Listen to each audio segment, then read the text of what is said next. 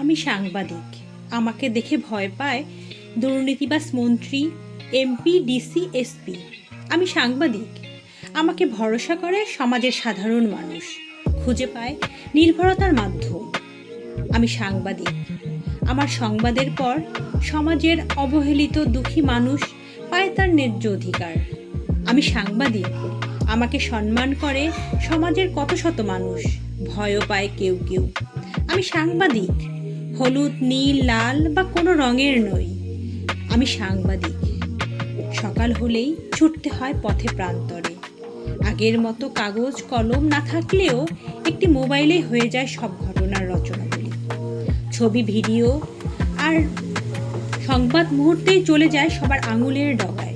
আমি সাংবাদিক। প্রায় আসে হামলা মামলার ভয়, এমনকি প্রাণনাশেরও হুমকি।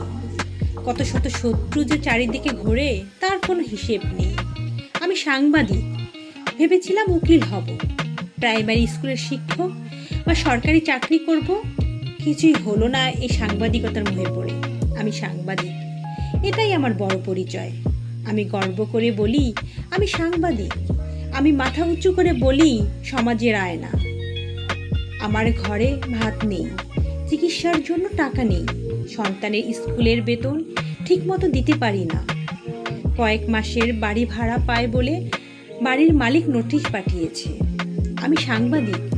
পত্রিকা অফিস থেকে নিয়মিত বেতন দেয় না। কথায় কথায় চাকরি হারানোর চাপ। বিজ্ঞাপন না দিতে পারলে এবার হয়তো চাকরিটাই থাকবে না। আমি সাংবাদিক, প্রবীণ সাংবাদিক। ডিজিটাল এই যুগে আমি বড্ড বেমানান সাংবাদিক। আমার একটা সংবাদে বদলে যায় অনেক কিছু, শুধু বদলায় না আমার জীবনধারা, কারণ আমি সাংবাদিক।